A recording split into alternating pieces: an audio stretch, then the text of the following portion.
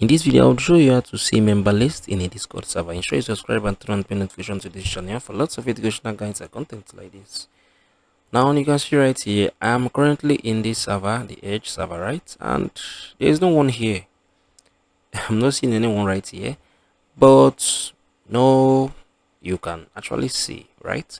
So you can look right here, you can see show member list. If I click on this show member list, you would be able to see everyone, the list of every member in this Discord server, right? I think there are 281 people that are currently online, and the both two team members are online as well.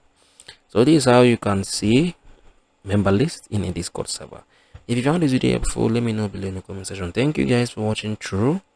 I really appreciate. I really thank you guys for staying with me. I'm gonna see you all in the very next one.